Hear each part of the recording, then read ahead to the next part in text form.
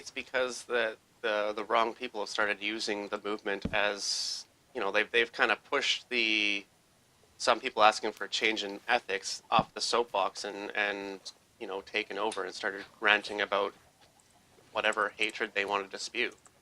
And unfortunately, the loudest on the internet are usually the most noticed. In which case, now everybody associates GamerGate with these misogynists and trolls. And I get that, but and this is an honest question. Why hasn't that happened with, say, a film industry review?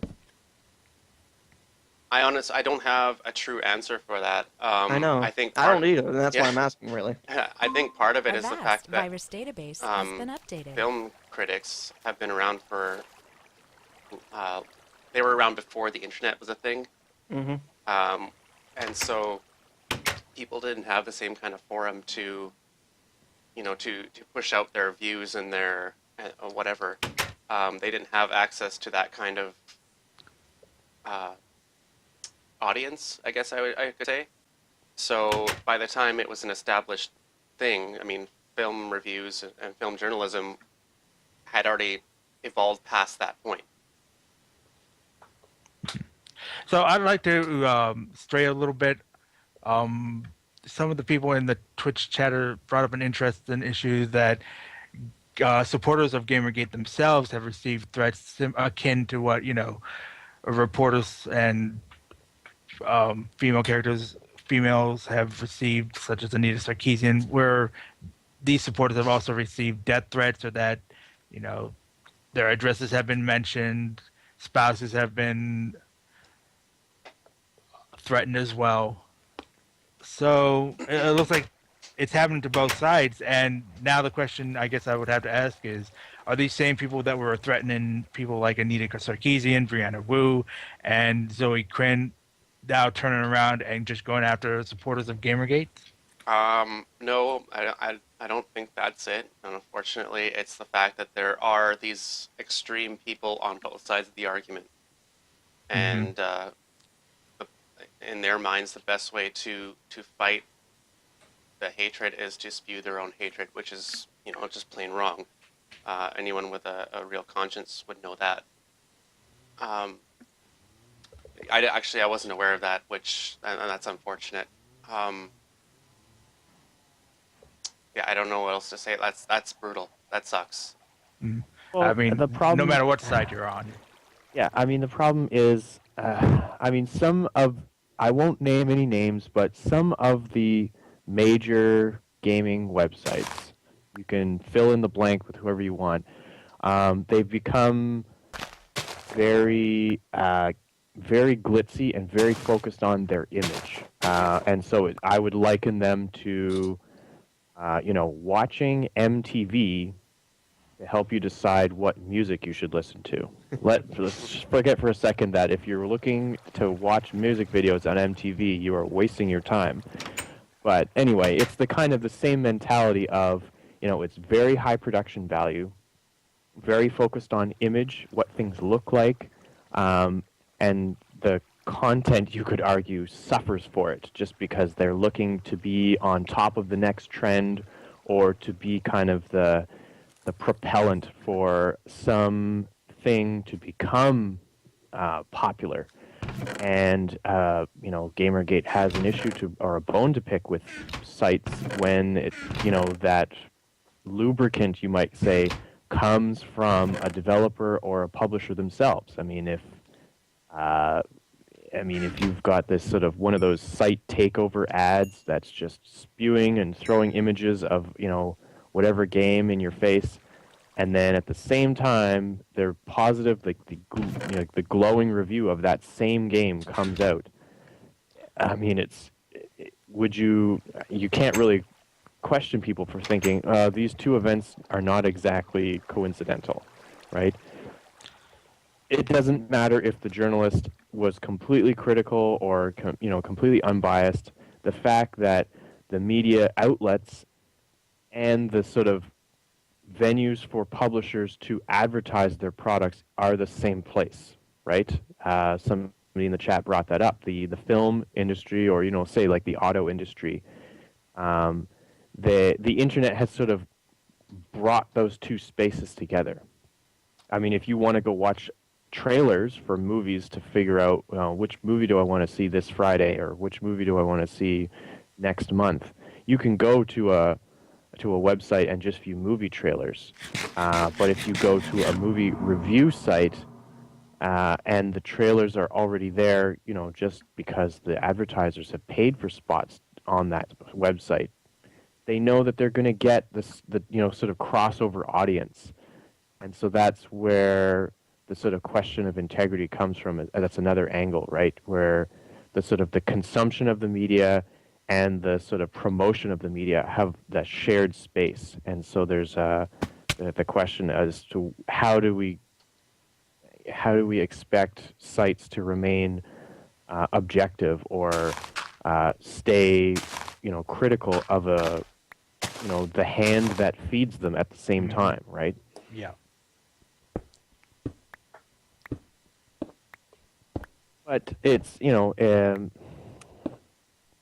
it's also something.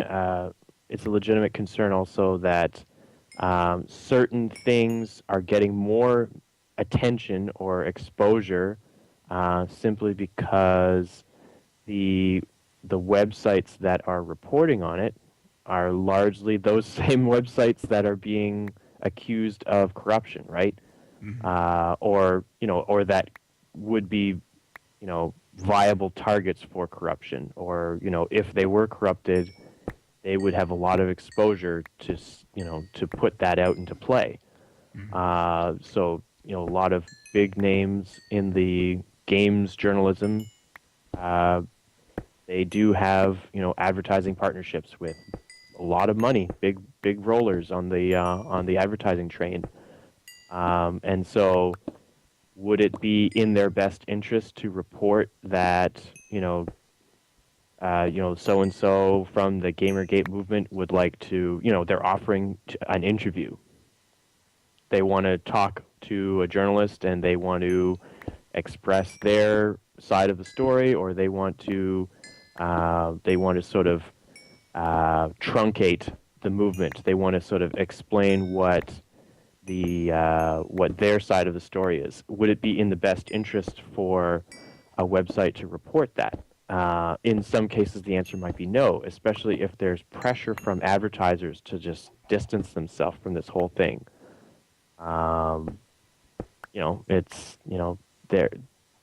I'm not saying it is happening, but if the advertisers have control over what websites are able to, or what they believe they can get away with reporting, and whether they should distance themselves from reporting something, that is, that's a toxic media environment. That's there's no unbiased opinion in that venue. So an interesting topic in the Twitch chat once again is being discussed, and that is the amount of disclosure the website should have, and the fact that I believe it's the Escapist magazine, they changed their guidelines of ethics to a more suitable one that people appreciate, and whereas a site like Polygon, which I believe they recently posted a letter of sorts about GamerGate, and they talked about how they follow the Society of Professional Journalists Code of Ethics and quoted from that. And it's good, but it seems that the issue GGers have with this is that it needs to be updated to fit the current times of media now. Well, in respect to Polygon, they do have their own. They follow the journalist social code of integrity, or whatever it's called. They also have their own internal ethics code that they have posted on their website, and they claim to follow. And in my case, I believe that they do follow it, but I can see where some people might not think so, because I was just reading the chat and someone was saying there was a Polygon writer who disclosed that she had a relationship, or he had a relationship with a Gearbox employee, and would no longer write about Gearbox. Mhm. And the general feeling in the chat is kudos to that person for admitting it and for taking the right steps to avoid clouding judgment and all that. There's Um, also other examples of where, editors or writers have gone on to develop their own games, and as they're doing that, they quit writing for mhm. that website or anything like that because, there's a conflict of interest at that point. Yeah, well, so continuing what I was talking about there, Hmm. the person then said, "I wish the rest of Polygon would follow that example." To which someone replied, "Well, where's your proof that they didn't?" And that was kind of the point I was trying to make about trust. Right. Hmm. Um, the absence of disclosure doesn't mean that there is something to disclose. It might just mean that there is no personal personal reason that there should be any disclosure of any kind. There's nothing going on there. It's just, for lack of a better word, a pure opinion. Um, and that's kind of going to be the struggle going forward, is because of all this mistrust from readers to journalists and vice versa, is how do you bridge that gap where if there's nothing to disclose, how do you let the readers know in a way that they'll believe you and still kind of maintain a stance on a subject? Hmm. I mean, I guess, you do what you have. The course of action to follow is to judge a person and how much you trust them by what they produce, the content they produce.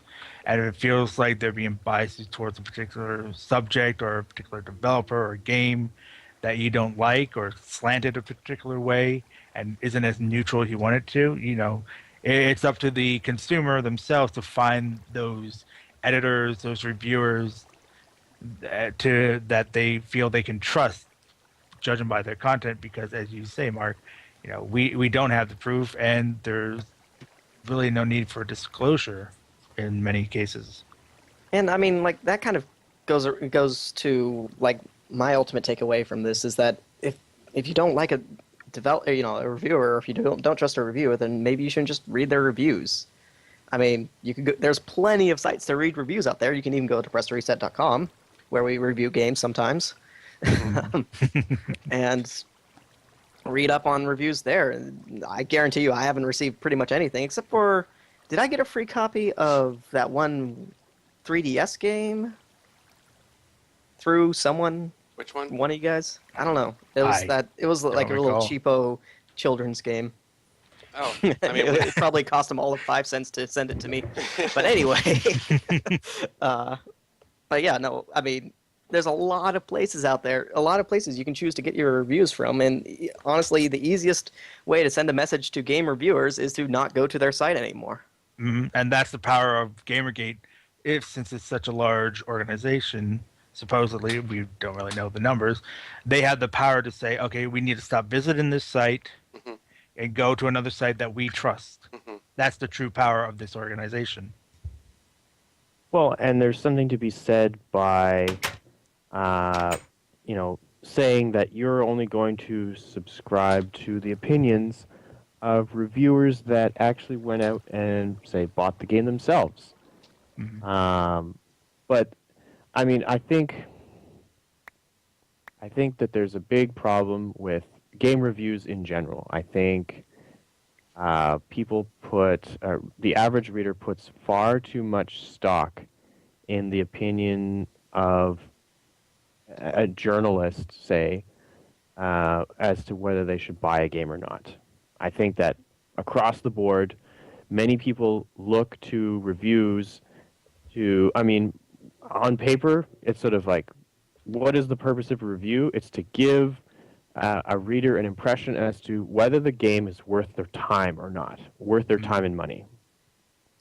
But I think a lot of people look to reviews as kind of A neutral analysis, maybe? not even. It's kind of like, say you're not even a fan of FIFA.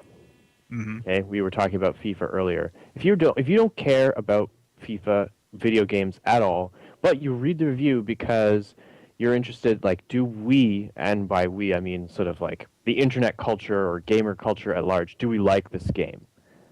Or is this a good game? I don't even care. I don't plan on buying it myself, but is it a total turd? And you read the review just to kind of get an impression as to whether the consensus is whether this game is good or not. But that whole logic is flawed because you're always going to run into somebody's biased opinion, right? You're always going to run into somebody who's played, the last 15 FIFA games, and they can tell you that this one is different because of X, Y, Z. Or maybe you're going to run into somebody who, this is their first FIFA game. They loved it. They had no idea what was going on half the time because they were learning the rules of football as they were playing the tutorial. There's a whole bunch of stuff that is sort of behind the scenes influencing somebody's opinion that you just can't track, right? And that's why, if I'm interested in a game personally, I will look at some material, but largely, I don't subscribe to reviews, or I don't like to read reviews because I know that, by and large, it's my own opinion that should be deciding whether I like a game or not. And that's why I'm like, what the hell happened to the demo? Why can I? Why is it so hard to get game demos on consoles these days? PC demos are fairly still commonplace, but if you wanted to try, say, the next Call of Duty game, Advanced Warfare is coming out in a couple of weeks. If you want to try that game, good luck. You're going to have to buy it, or you're going to have to, wait 3-4 months for the demo to come out. Or if there is a demo at all. So, this whole idea of reviews as critical looks at games is it's skewed by someone's bias no matter what you do, right? I would say, for example, myself, don't ever give me a JRPG to review. I don't like the genre. It's just not my thing. So I can tell you flat out with complete transparency that I would probably score a JRPG lower than a fan would, just because as I'm trying to play, I would run into things that annoy me in the story, or the mechanics just wouldn't seem as fun to me. I would be able to identify good mechanics or bad gameplay design, or things that are sort of generally you can spot without having to involve your opinion too much. But let's just say I wouldn't like to write a JRPG review just because I can tell you right away that I probably would have less fun than an established fan would. Mm-hmm. And that has to happen, right? There has to be times when somebody's review score seems a little bit low or a little bit high to you, as if you've already played your game, and you're just reading the review to sort of cement or justify your already established opinion, which seems to be a lot of what goes on in the internet. People just read the review for the game they already bought, hoping to find somebody who agrees with them. And when they find, the people that argue over the points, like, oh man, you gave this game a 7? It's an easy 9.5. Like, fine, go write your own review. This person didn't like it. It's like what happened with the Destiny game. Like, I really enjoyed it. A lot of people did not, but I still gave it a high score because I'm still playing it. I was playing it before I did this stream. So let's go with the Bayonetta 2 review that was posted, I believe, on Polygon, where some GamerGate supporters had issues with, and that is, I believe the reviewer spoke about the sexuality and themes associated with the character herself, and that they were overly sexualized. Was the issue? Yes, yeah. The Polygon review of Bayonetta 2 specifically mentions that one of the negative or the cons for the game is that there's a lot of sexualization of the title character. Okay. It sounds like an opinion. Yeah, it sounds like I read the review, and whether you agree with that should be a con, or what, this particular reviewer played the game and this was a problematic element of that game for that person. If you're, and if you're a reader and you're looking at that and you're saying, wait a second, I love sexualization. I love sexy characters. I want to play games with, sexy women. I don't care about that. That would be a pro in my books. I, just go ahead and have that opinion. I don't understand why it needs to be, why you need to say, you know what, I'm just going to march right down to the bottom of the page into the comments section and say this review is a total pile of crap because my personal opinion should be filed higher in the hierarchy than this reviewer. Because I disagree with their con of sexualization. I think that's a positive, or that's a neutral territory for me. I don't care. If they subtracted, half a point or a full point because they had a problem with the sexualization of the character and you don't agree, well, then you can just write that off as a disagreement, right? It doesn't mean that their score is wrong and that the 7 should have been an 8, or, their score is wrong. They told you why they gave the game that score. And so if you don't agree with the reasoning behind the score, well, agree to disagree. I don't know. Well, looking at the Twitch chat, it seems that the impression is that they docked an unreasonable amount of points from the review just for that one aspect of the game. Well, I mean, Yeah, in my mind, like, the review score is kind of an indication of the overall experience that that reviewer had with said game and its features. And if the sexualization of a character was so prominent for this person that it destroyed their enjoyment of the game, I mean, then docking 25% for that person is a legitimate avenue. That doesn't make them the be-all, end-all voice for this game. And if, like Anton was saying, if someone disagrees with their opinion, I mean, it is written right there in the article, and, you can formulate your own opinion based on what was written, even if you don't agree with the review. That doesn't mean either party is wrong. It just means they feel differently about how the game can be played and where the enjoyment should come from.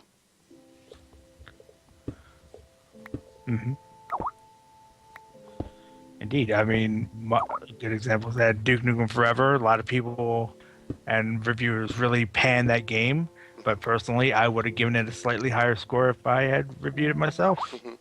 One person brought up the fact that the review affects the Metacritic score, which affects developers' pay, and well, that's unfortunately a truth, but that's not on the journalist's side. That's not the journalist's fault. That's the developer that is using the Metacritic score to determine bonuses for its employees, and that is completely unfair. And in my mind, it should be illegal to promote to offer payment under those circumstances.